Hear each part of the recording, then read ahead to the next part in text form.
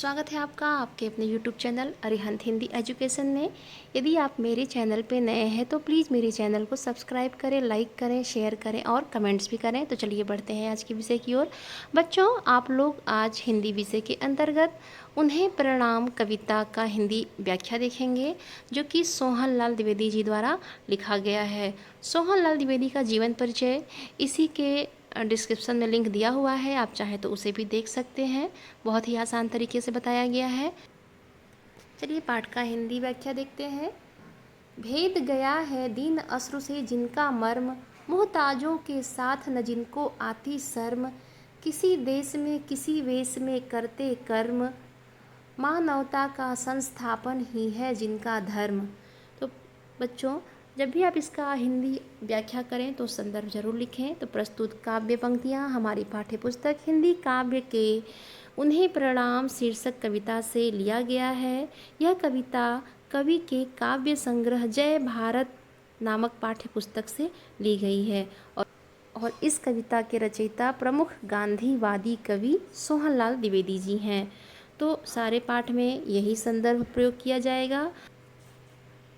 प्रस्तुत कविता उन्हें प्रणाम के माध्यम से कवि उन महापुरुषों को नमन कर रहा है जो दलितों शोषितों के बीच रहकर उनके उत्थान के लिए कार्य करते हैं और जिनकी जीवन शैली और बलिदानों को याद करके मृत्यु का भय भी समाप्त हो जाता है।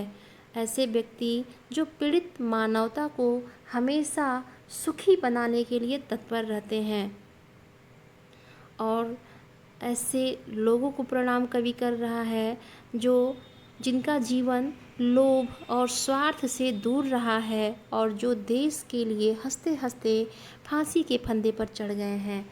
और इसका प्रसंग देखिए। इन पंक्तियों में कवि ने उन अज्ञात देशभक्तों की वंदना की है जिन्होंने मातृभूमि के कल्याण के लिए और देश में दबे कुचले शोषितों के लिए अपने सारे सुखों को न्यौछावर कर दिया।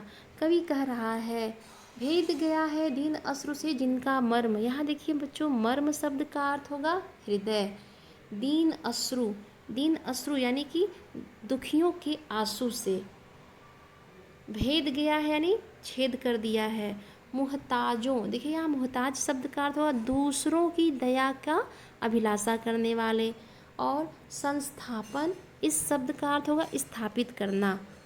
अर्थ देखिए, कवि कहता है, मैं उन सभी महापुरुषों को प्रणाम करता हूँ जिनका हृदय, मर्म का मतलब हृदय, जिनका हृदय दूसरों के दीनपूर्ण आँखों में आंसू देखकर पीड़ित हो जाता है और जो मोहताजों के साथ यानी असहायों के साथ और दीनों के साथ बैठकर काम करने में भी जिन्हें शर्म नहीं आती, लज्जा नहीं आती, अर्थात ऐसे लोग जो दीन दुखियों को देखकर निसंकोच उनकी सेवा करने लगते हैं, ऐसे लोगों को मैं प्रणाम करता हूँ।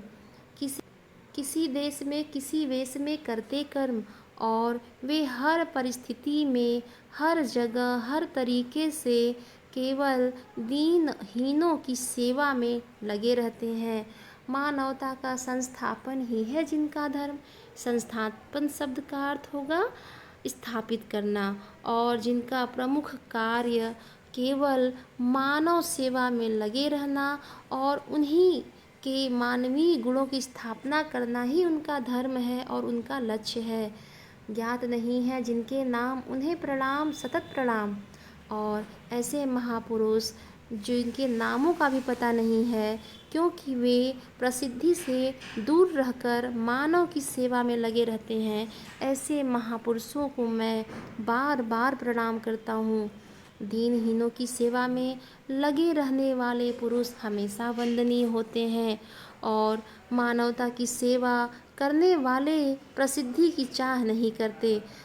बच्चों, इसकी भाषा सरल सुबोध खड़ी बोली है, रस शांत है, गुण प्रसाद है, अलंकार अनुप्रास है और इसमें मानवता की सेवा करने वाले कभी भी प्रसिद्धि की आशा नहीं करते, यही मूल भाव बताया गया है।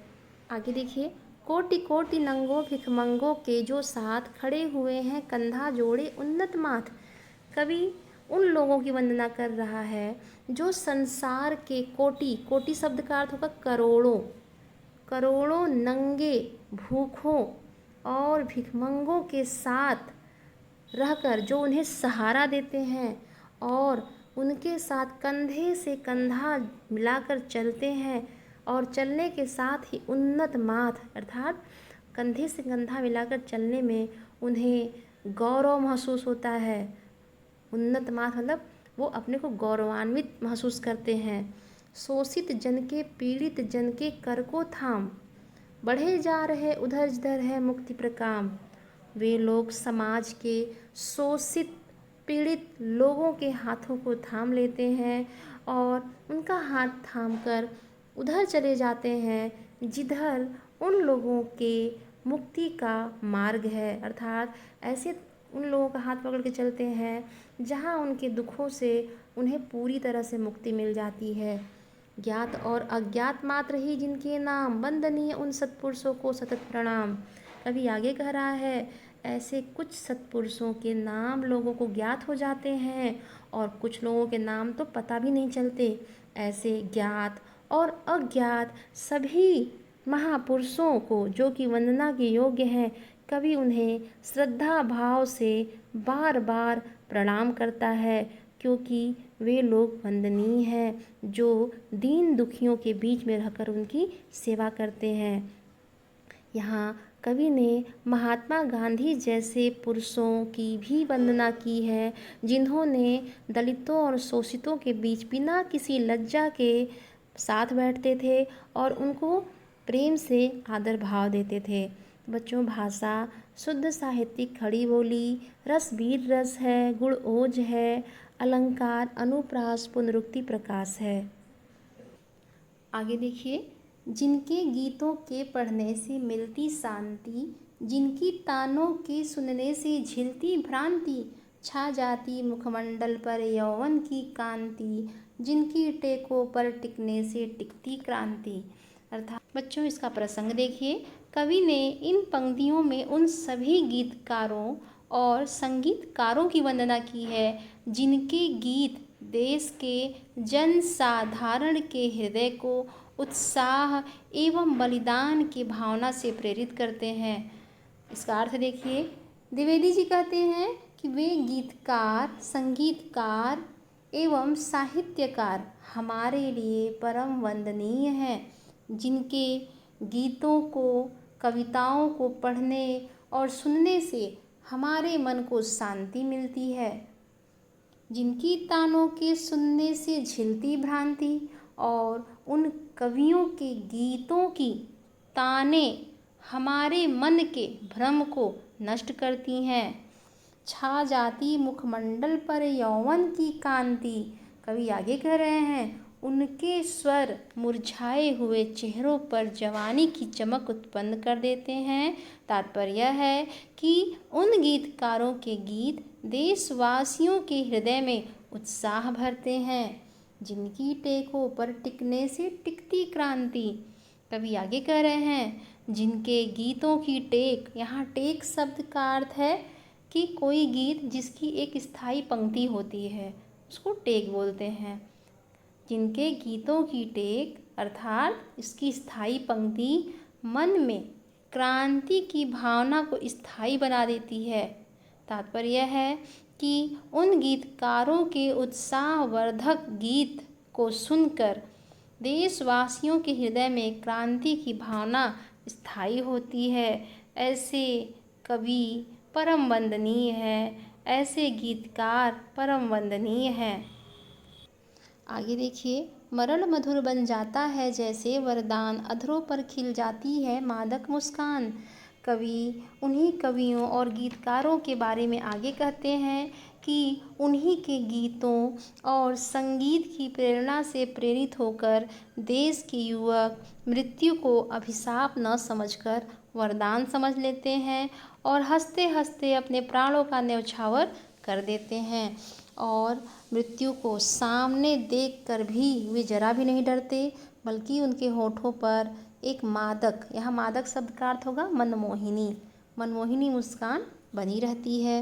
नहीं देख सकते जग में अन्याय वितान, वितान शब्द का अर्थ होगा विस्तार, और जो संसार में अन्याय का विस्तार होते नहीं देख सकते, प्राण उच्छ्वसित होने को बलिदान, उच्छ्वसित शब्द का अर्थ होगा प्रफुल्लित होना, और जिनके प्राण हमेशा बलिदान के लिए उमगते रहते हैं या प्रफुल्लित होते रहते हैं, ऐसे व्यक्ति वंदनीय हैं। जो घावों पर मरहम का कर देते काम, उन सहृदय हृदयों को मेरे कोटि प्रणाम। कवि आगे कह रहे हैं, जो दुखियों के हृदय को सांत्वना देकर उसी प्रकार सुखी बनाया करते हैं जिस प्रकार घाव पर मरहम लगाने से पीड़ित व्यक्ति को आराम मिलता है। ऐसे सहृदय हृदयों को, यानी ऐसे संवेदनशील हृदय वाले व्यक्तियों को मेरा कोटि, कोटि शब्द का अर्थ हुआ करोड़ों, मेरा करोड़ों करोड़ों बार प्रणाम है। आगे देखिए, उन्हें जिन्हें है नहीं जगत में अपना काम, राजा से बन गए भिखारी तज आराम, दर दर भीख मांगते सहते वर्षा घाम, दो सूखी मधुकरियाँ दे देती विश्राम। तो यहाँ मधुकरियाँ शब्द का अर्थ होगा रोटियाँ, घाम शब्द का अर्थ होगा धूप। प्रस्तुत पंक्तियों में कवि ने उन राष्ट्र प्रेमी लोगों के प्रति अपनी श्रद्धा व्यक्त की है जिन्होंने अपने सारे सुख लोगों पर न्यौछावर करके निर्बलों और मातृभूमि की सेवा की है। द्विवेदी जी कहते हैं कि जो सत्पुरुष अपना स्वार्थ नहीं देखते, अपना काम नहीं देखते, बल्कि दीन दुखियों की सेवा करते हैं और उनकी पीड़ा को दूर करने के लिए राजा से बन गए भिखारी, राज्य का सुख वैभव छोड़कर भिखारी तक बन जाते हैं। यहाँ दर दर भीख मांगते सहते वर्षा घाम, ये जनसेवा करने वाले सज्जन पुरुष दूसरों के लिए बार बार जाकर भिक्षा मांगा करते हैं और वर्षा और धूप में घूमते हुए दर दर की ठोकरें भी खाते हैं और केवल दो सूखी मधुकरियाँ और केवल भिक्षा में प्राप्त दो सूखी रोटियों पर ही संतोष कर लेते हैं। ऐसे सभी सज्जन को मेरा कोटि प्रणाम है, अर्थात वे सभी सज्जन वंदनीय हैं। आगे देखिए, जिनकी आत्मा सदा सत्य का करती शोध, जिनको है अपनी गौरव गरिमा का बोध, जिन्हें दुखी पर दया क्रूर पर आता क्रोध, अत्याचारों का अभिष्ट जिनको प्रतिशोध, उन्हें प्रणाम सतत प्रणाम। कवि इन पंक्तियों में आदर्श नेताओं के लक्षण को बताया है और उनकी वंदना की है। कवि आगे कहते हैं, जो सज्जन पुरुष निरंतर सत्य की खोज में, शोध मतलब खोज, सत्य की खोज में लगे रहते हैं, जिन्हें सदा अपनी गौरव और अपनी गरिमा का बोध, बोध शब्द का अर्थ हुआ ज्ञान, ज्ञान रहता है। तात्पर्य यह है कि मनुष्यता की भलाई के काम में लगे रहने वाले लोग अपने देश की गरिमा का ध्यान रखते हैं, जिन्हें दुखी पर दया क्रूर पर आता क्रोध, जिन्हें दुखी लोगों पर दया आती है और जो क्रूर हैं, जो बुरे लोग हैं, उन पर क्रोध आता है, और अत्याचारों का अभिष्ट जिनको प्रतिशोध, और जो अत्याचार का बदला लेना जानते हैं, ऐसे सज्जन पुरुष सबके लिए वंदनीय होते हैं। ऐसे महान पुरुषों को कवि अपनी कविता के माध्यम से करोड़ों बार प्रणाम करता है। जो निर्धन के धन, निर्बल के बल अभिराम, उन नेताओं के चरणों में कोटि प्रणाम। कवि आगे कह रहे हैं, जो निर्धनों के लिए धन और निर्बलों के लिए बल बनकर लगातार सेवा में जुटा हुआ है, ऐसे सच्चे नेताओं के चरणों में करोड़ों बार प्रणाम है। आगे देखिए, मातृभूमि का जगा जिन्हें ऐसा अनुराग, यौवन में ही लिया जिन्होंने है वैराग। बच्चों इसका प्रसंग देखिए। प्रस्तुत पंक्तियों में कवि उन लोगों के प्रति अपनी श्रद्धा व्यक्त कर रहे हैं जिन्होंने अपने समस्त सुखों को मातृभूमि की सेवा के लिए न्यौछावर कर दिया है। कवि उन सभी लोगों को प्रणाम करते हैं जिन महापुरुषों के हृदय में मातृभूमि के प्रति ऐसा अनुराग मतलब प्रेम, ऐसा प्रेम उत्पन्न हो गया है या ऐसा प्रेम पैदा हो गया है जिसके कारण उन्होंने युवावस्था में ही वैराग धारण कर लिया है। नगर नगर की ग्राम ग्राम की छानी धूल, समझे जिससे सोई जनता अपनी भूल। और उन्होंने नगर नगर गांव गांव घूम घूम कर जनता में मातृभूमि के प्रति ऐसा प्रेम जगाया जिससे जनता अपनी भूल को समझ सके। तात्पर्य यह है कि जनता अपनी परतंत्रता की नींद को छोड़कर मातृभूमि की स्वतंत्रता के लिए अग्रसर हो सके। यह काम, ऐसा काम केवल उन्हीं सच्चे महापुरुषों ने किया है जिनको रोटी नमक न होता कभी नसीब, जिनको युग ने बना रखा है सदा गरीब। उन मूर्खों को, विद्वानों को जो दिन रात इन्हें जगाने को फेरी देते हैं प्रात।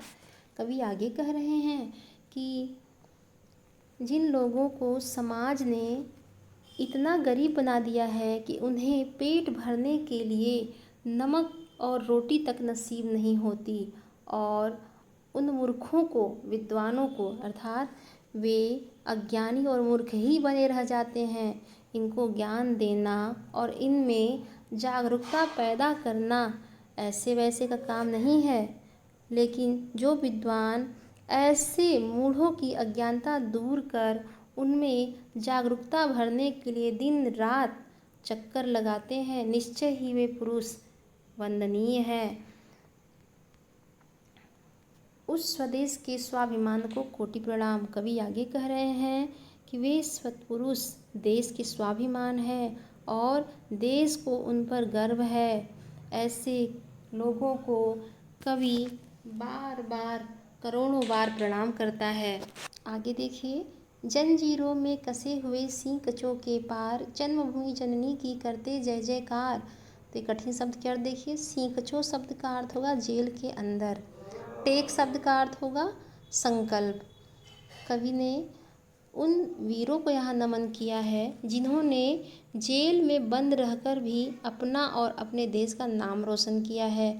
कवि कह रहे हैं जो देशभक्त सत्पुरुष देश की आज़ादी के लिए जंजीरों में बांधे गए, जिन्हें जेल के सीकचों के अंदर डाल दिया गया, जिनके हाथों में हथकड़ियाँ बांधी गईं, जिन्हें बेतों की मार सहनी पड़ी, लेकिन फिर भी उन्होंने सब कुछ सहते हुए देश की आज़ादी के लिए अपना संकल्प नहीं छोड़ा। यहाँ टेक शब्द का अर्थ होगा संकल्प। तात्पर्य यह है कि जो वीर पुरुष थे उन्हें जेल में बंद किया गया, उन्हें हथकड़ियाँ लगाई गईं, उन्हें डंडों से पीटा गया, लेकिन वे अपने संकल्प पे अड़े रहे और वह सब कुछ झेलते हुए अपनी मातृभूमि की सेवा पर अडिग रहे। स्वार्थ लोभ यश कभी सका है जिन्हें न जीत, जो अपनी धुन के मतवाले मन के मीत। कभी आगे कह रहे हैं जिन लोगों ने अपनी मांग नहीं छोड़ी और भारत माता की जय जयकार करते रहे, वे पुरुष वंदनीय हैं। और मातृभूमि के जिन सपूतों ने कभी अपना स्वार्थ नहीं देखा, लालच नहीं किया और जिन्हें यश प्राप्त करने की कोई इच्छा नहीं रही, जिन्होंने अपने मन को अपने वश में रखा और अपनी लगन के पक्के थे, जो अपनी धुन के मतवाले मन के मीत, और जिन्होंने अपने मन को अपने वश में करके अपने देश के लिए जी जान लगा दी, ढाने को साम्राज्यवाद की दृढ़ दीवार, बार बार बलिदान चढ़े प्राणों को वार। कभी आगे कह रहे हैं कि जिन्होंने अंग्रेजी साम्राज्य के मजबूत दीवारों को गिराने के लिए फांसी के फंदे पर अपने प्राण त्याग कर दिए, वे सभी देशभक्त वंदनीय हैं। बंद सीकचों में जो है अपने सरनाम, धीर वीर उन सत्पुरुषों को कोटि प्रणाम, उन्हीं कर्मठों ध्रुव धीरों को है प्रतियाम कोटि प्रणाम। कभी आगे कह रहे हैं कि जो देश की आज़ादी के लिए जेल के अंदर अपना जीवन बिताते रहे, बड़े वीर और धैर्यवान रहे, वे बड़े ही धैर्यशाली वीर दृढ़ निश्चयी थे और ऐसे वीरों का यश आज भी प्रतियाम, प्रतियाम शब्द का अर्थ होगा प्रत्येक प्रहर में, यानी आज भी हर जगह उनका नाम फैला हुआ है। और ऐसे देशभक्तों के लिए हम हर पहर करोड़ों बार प्रणाम करते हैं। यहाँ कवि ने देशभक्त और बलिदानी वीरों की वंदना की है। भाषा शुद्ध, साहित्यिक खड़ी बोली है, रस वीर रस, गुण ओज है, छंद मुक्त छंद है, अलंकार अनुप्रास रूपक और पुनरुक्ति प्रकाश है। आगे देखिए, जो फांसी के तख्तों पर जाते हैं झूम, जो हंसते हंसते सूली को लेते चूम, दीवारों में चुन जाते हैं जो मासूम, टेक न दस्ते पी जाते विष का धूम। कवि ने इन पंक्तियों में उन बलिदानी वीरों के प्रति अपनी श्रद्धा की भावना व्यक्त की है, जिनके प्रयासों से हमें आज़ाद देश प्राप्त हुआ है। कवि उन सभी साहसी देशभक्तों को प्रणाम करते हैं और कहते हैं कि जो प्रसन्नतापूर्वक फांसी के फंदे पर झूल गए और तख्तों पर चढ़कर हंसते हंसते सूली को भी चूम लिया। तो बच्चों, यहाँ पे भगत सिंह की बात की गई है कि भगत सिंह अपने देश के लिए हंसते हंसते फांसी के फंदे पर झूल गए और अपने प्रण की रक्षा करने के लिए दीवारों में चुन जाते हैं जो मासूम। तो यहाँ बच्चों गुरु गोविंद सिंह के बच्चों की बात की गई है, जिसे औरंगजेब के द्वारा दीवार में जिंदा ही चिनवा दिया जाता है। कवि कह रहे हैं कि बालक जिंदा ही दीवार में चिनवा दिए जाते हैं, लेकिन फिर भी अपने संकल्पों को तजना मतलब छोड़ना, अपने संकल्पों को नहीं छोड़ते। वह अपने देश के लिए अपना जान निछावर कर देते हैं। और कवि ने उन वीर पुरुषों के प्रति भी श्रद्धा से नमन किए हैं, जिन्होंने प्रसन्नता से जहर के धुएं को पी लिया और काल कोठरी में अपना जीवन व्यतीत करते रहे। उस आगत को जो कि अनागत दिव्य भविष्य, जिनकी पावन ज्वाला में सब पाप भविष्य। कवि आगे कहते हैं कि वह उन सभी वीरों को बड़े ही श्रद्धा से प्रणाम करते हैं, जिनके महान कार्यों से यह आगत मतलब जो समय आया है वह मंगलकारी है। अर्थात उन्हीं वीरों की वजह से ही हमारा देश आज़ाद हुआ है और हमें भारत का ऐसा अलौकिक और मंगलमय भविष्य प्राप्त हुआ है। जिनकी पावन ज्वाला में सब पाप भविष्य। उन पवित्र आत्मा वाले पुरुषों के बलिदान की पवित्र आग में जलकर सभी पाप उसी तरह भस्म हो जाते हैं, जैसे यज्ञ की पवित्र अग्नि में हवन सामग्री भस्म हो जाती है। बच्चों, यहाँ हविष्य शब्द का अर्थ होगा हवन सामग्री। सब स्वतंत्र सब सुखी जहाँ पर सुख विश्राम, नव युग के उस नव प्रभात की किरण लाम। कवि आगे कह रहे हैं कि ऐसे नवयुग का निर्माण करें जिसके प्रारंभ होते ही सभी स्वतंत्र होंगे और सभी सुखी हो जाएंगे और पृथ्वी पर चारों तरफ का वातावरण सुख और समृद्धि का हो जाएगा। ऐसे नवयुग और उस नए वातावरण के लिए सभी महान क्रांतिकारियों को मेरा प्रणाम है। यहाँ तात्पर्य है कि कवि ने उस आने वाले मंगलकारी दिन को करोड़ों बार अपना प्रणाम किया है, जिस दिन पृथ्वी पर पूरी तरह से शांति होगी और चारों तरफ कल्याण ही कल्याण होगा। उस मंगलमय दिन को मेरे कोटि प्रणाम। कवि आगे कह रहे हैं कि आने वाला वह दिन अत्यंत मंगलकारी होगा और मैं उस दिन को करोड़ों बार अपना प्रणाम करता हूँ, जिस दिन इस पृथ्वी पर चारों तरफ शांति ही शांति होगी। कवि ने देश के ऊपर मर मिटने वालों के प्रति अपना प्रणाम भाव अर्पित किया है और कवि का यह मानना है कि जब सारे लोग स्वतंत्र हो जाएंगे तो पृथ्वी पर सुख और समृद्धि का वातावरण होगा। बच्चों, ये उन्हें प्रणाम पाठ की हिंदी व्याख्या थी। सोहनलाल द्विवेदी का जीवन परिचय का लिंक इसी के डिस्क्रिप्शन में दिया हुआ है, आप चाहे तो उनका जीवन परिचय देख सकते हैं। आज के लिए इतना ही, धन्यवाद।